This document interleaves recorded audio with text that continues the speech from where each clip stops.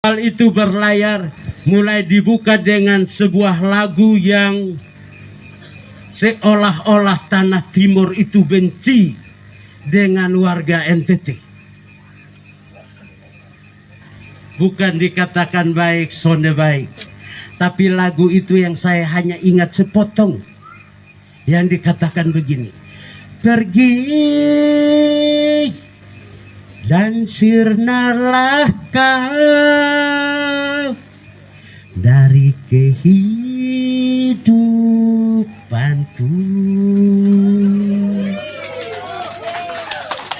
Lagu itu diputar di atas kapal itu sejak kapal berlayar selama 3 hari 4 malam. Dan ketika pada sore hari lagu itu diputar lagi, kami merasa bahwa seolah-olah tanah timur tidak lagi mau untuk menerima kami, karena dia merasa begitu membencinya.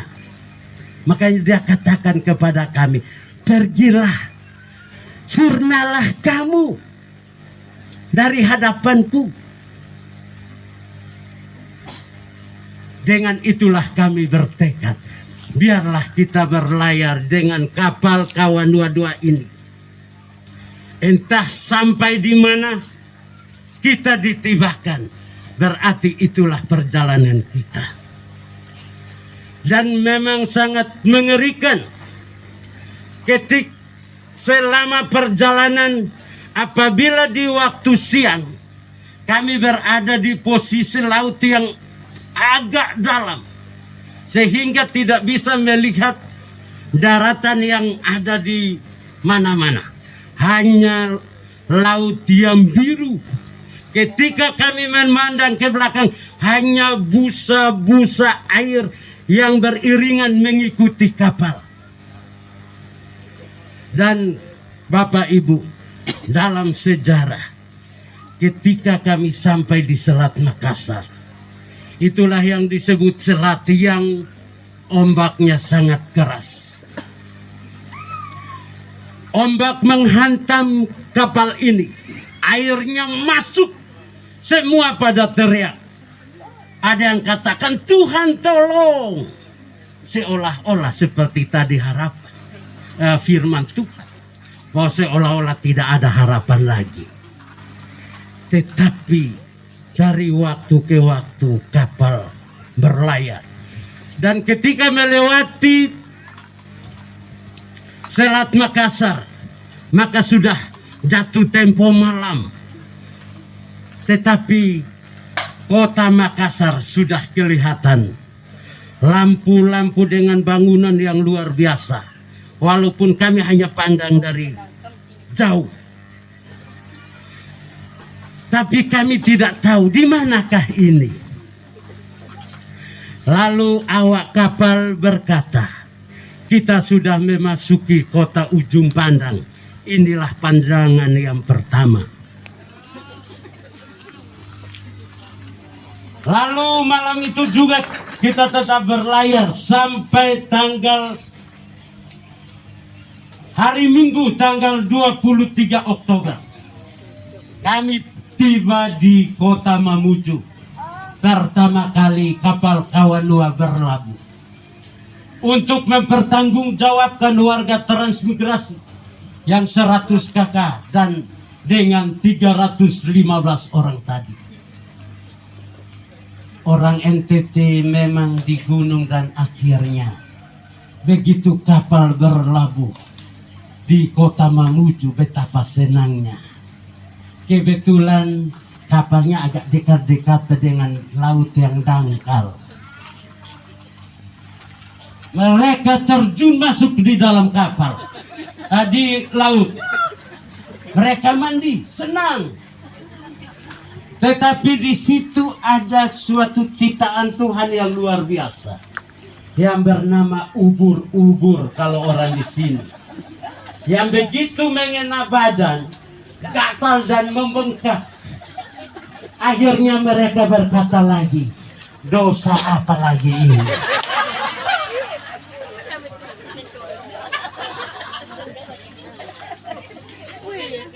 Dan memang luar biasa itu. Dan akhirnya kapal malamnya sekitar jam 9 malam kapal itu mulai berlayar lagi, mau menuju ke tempat tujuan ini. Kami masih bertanya, masihkah jauh ini? Karena sudah sekian malam, sekian hari kita berlayar, belum sampai-sampai. Ada yang berkata, jangan sampai kita mau dijual. Ketakutan mulai meliputi hati mereka. Tapi puji Tuhan, ada yang selalu katakan, jangan takut. Kita akan ditibakan dengan selamat. Dan hari Minggu itu kapal berlayar malam itu, dan pada tanggal 24 Oktober sekitar jam 9 pagi kapal itu berlabuh yang kedua kali di Bambaloka, di pantai Bambaloka, bukan Samosir ini, Bambaloka. Lalu menggetarkan lagi hati mereka, karena sebelum turun dari kapal itu, yang mereka pandang adalah gunung-gunung yang ada di belakang Bambaloka, kota Bambaloka. Kalau di Bambaloka kita lihat ke atas, hutan, gunung. Jangan sampai kita dikasih masuk lagi di situ. Kita mau kemana lagi? Kalau sudah masuk ke situ, kita mau keluar ada laut.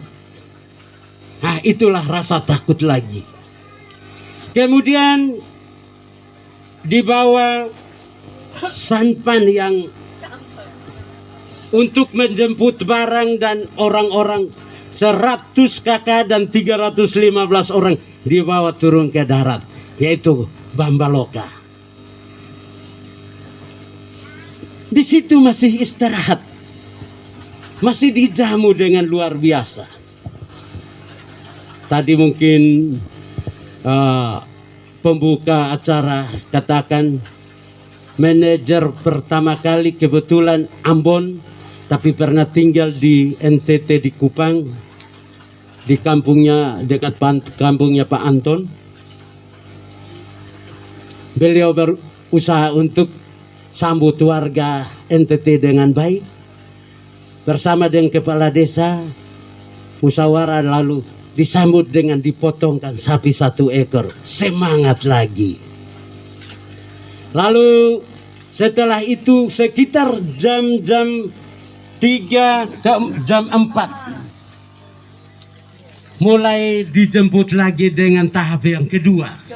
Bukan kapal lagi, tetapi yang harus dinaiki adalah kendaraan yang disebut Fuso dan John Deere. John Deere itu adalah mobil yang 3 roda. Roda yang pertama di depan, roda kedua yaitu di belakang dengan tingginya melebihi saya rodanya. Jadi kalau kita naik di atas, rodanya sama-sama dengan kita. Lalu ketika mobil Fuso dan John Deere berangkat, kami semua di atas. Orang NTT luar biasa, hitam, keriting.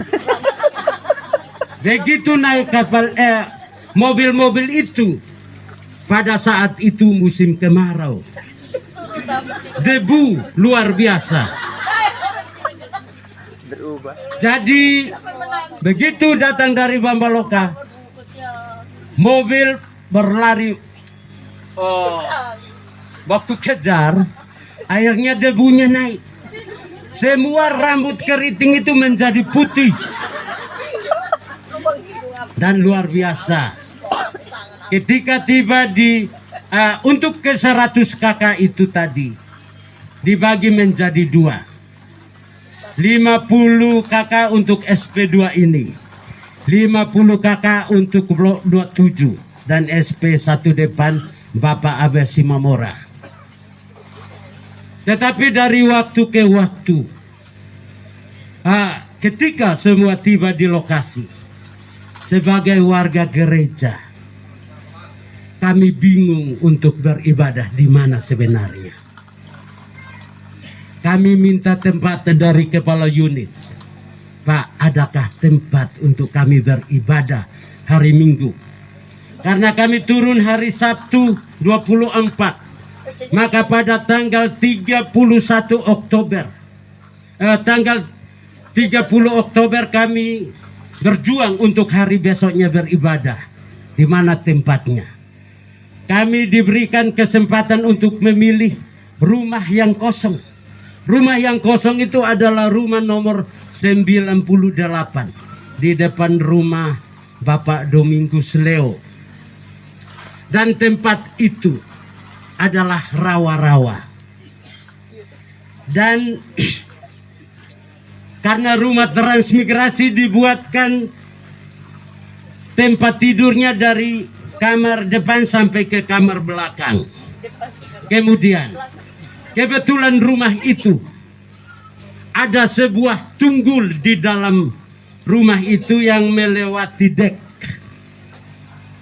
Bagaimana cara untuk kita beribadah? Minta maaf, bukan karena saya, tapi memang saat itu saya yang pimpin ibadah. Saya ambil sepotong papan, saya paku di atas tunggul kayu itu. Lalu saya jadikan mimbar untuk ibadah yang pertama kali di SP2 ini. Dan firman Tuhan, karena firman yang disiapkan itu lain waktu itu. Tetapi ternyata yang kami temui adalah sebuah tunggul di dalam rumah itu, yang kami jadikan sebuah mimbar untuk firman Tuhan dibuka pertama kali di SP2. Saat itu langsung berubah. Saya mengambil firman Tuhan, saya bukakan Alkitab di atas. Minta maaf, ini bukan, saya katakan sekali lagi, bukan karena saya. Firman yang dibuka di atas tunggul kayu itu, saya katakan kepada jemaat Tuhan, tunggul kayu ini diandaikan seperti nubuatan tunggul Isai yang akan tumbuh subur dan akan menghasilkan buah-buah yang lebat. Dari situlah kita mulai beribadah. Dari situlah kita katakan, firman Tuhan terbuka pertama kali, berarti inilah yang disebut Efata. Dan akhirnya gereja yang kita namakan sampai hari ini adalah gereja Efata. Minta maaf kepada yang Katolik dan Pentakosta, saudaraku yang lain, karena waktu itu kita masih satu beribadah. Saya langkahi sedikit. Sebelum Natal kita berpindah ke balai desa dan kita adakan Natal bersama di sana. Dan kisah yang saya dapat lagi, kami mengundang tokoh-tokoh masyarakat, kami adakan Natal bersama. Lalu ketika saya menjemput jemaat untuk berdiri, yang disambut oleh saudara-saudara yang tidak seiman adalah siap, gerak. Kami terima itu karena dianggap itulah penghormatan. Baik Bapak Ibu, jadi ini cukup lama saya gambarkan perjalanan hidup keluarga NTT 100 kakak dengan 315 orang. Dan saat ini kakak asli yang ada di SP2 yang dulunya 50, yang aslinya selain yang anak muda yang pendatang,